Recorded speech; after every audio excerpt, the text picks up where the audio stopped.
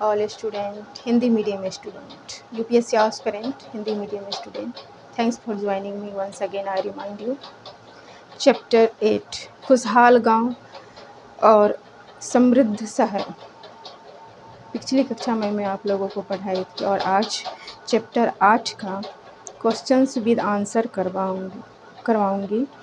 सो मैं आप लोगों से प्रॉमिस की थी कि ये फिलिंग द ब्लैंक जो स्टूडेंट को ही करना था, इसमें क्या क्या भराएगा। अगर आप लोगों ने किए होंगे तो अच्छी बात है, अदरवाइज़ मैं आप लोगों को बताऊंगी कि फर्स्ट में है राजा को सेना, महल और किले बनवाने के लिए धन चाहिए। फर्स्ट में है ही। सेकंड में वे किसानों से कर लेते हैं। थर्ड में फिलिंग द ब्लैंक है, इसको खाली स्थान में थ्री में क्या होगा, थ्री में होगा लोगों द्वारा परिश्रम किया गया। थ्री में फोर्थ में ऑलरेडी है, यह सिंचाई से ही संभव था। फिफ्थ में खाली स्थान है, इसको भरना है। फिफ्थ में होगा किसानों को लाभ मिला क्योंकि अब उत्पादन की अनिश्चितता घटी। फिफ्थ में होगा। सिक्स्थ में होगा कर अदा करने के लिए किसानों को उत्पादन बढ़ाना था। और सेवन्थ में ऑलरेडी है कृषि उत्पादन बढ़ा। आठ में है राजस्व भी बढ़ा। और नाइन्थ में खाली स्थान है, जिसको स्टूडेंट को ही भरना है। नाइन्थ में होगा राजाओं ने सिंचाई की योजना बनाई और धन खर्च किया।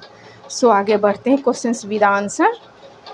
सो you all student look at the board. UPSC NCERT history 6 to 12 preparation Hindi medium student, my YouTube channel our past 6th class chapter 8 questions with answer. Chapter का नाम है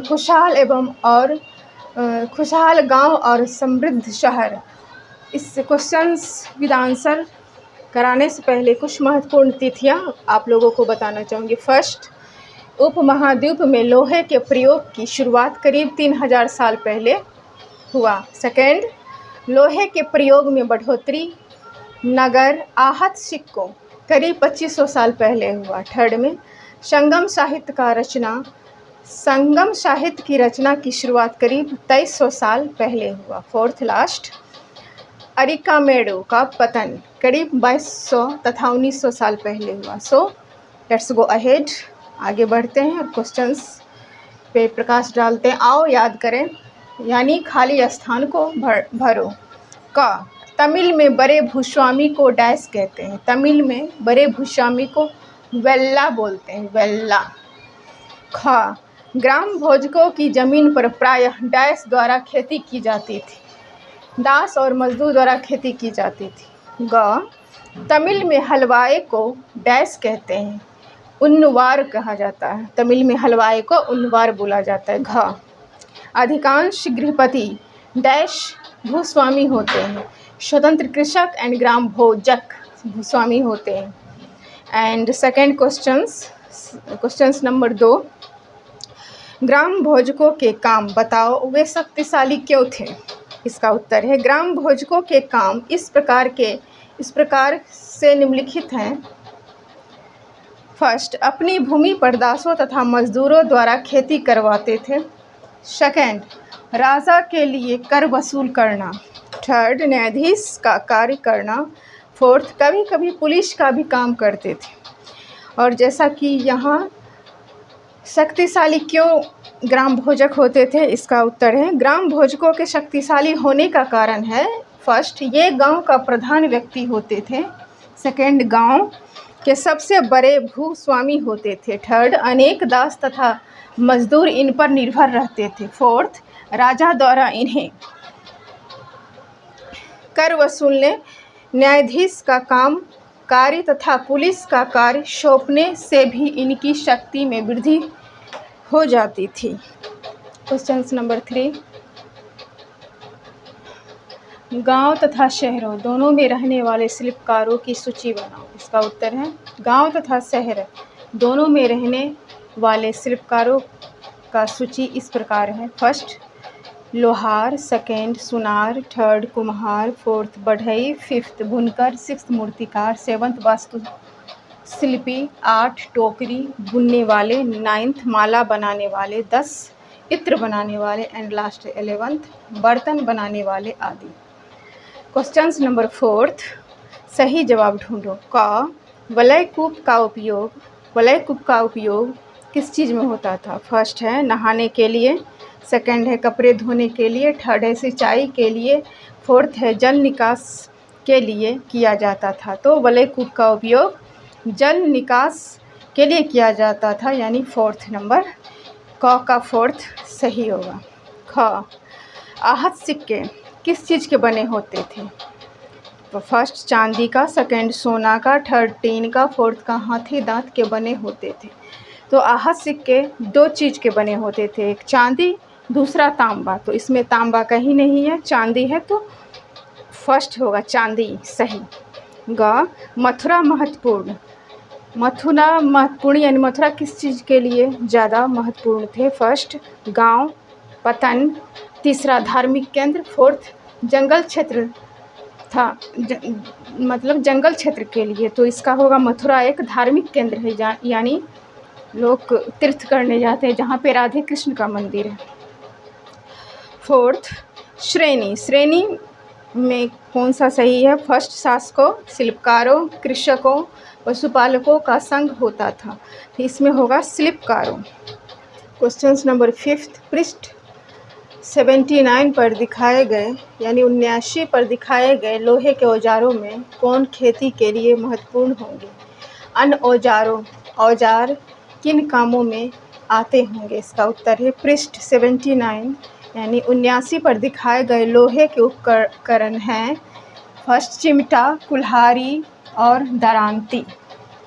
इन उपकरणों में से हंसिया कृषि के लिए महत्वपूर्ण रहा होगा।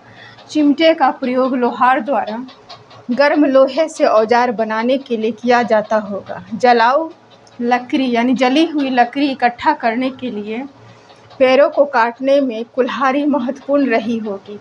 एंड 6th क्वेश्चंस, अपने शहर की जल निकास व्यवस्था की तुलना तुम उन शहरों की व्यवस्था से करो जिनके बारे में तुमने पढ़ा है। इनमें तुम्हें क्या क्या समानताएं और अंतर दिखाई दिए?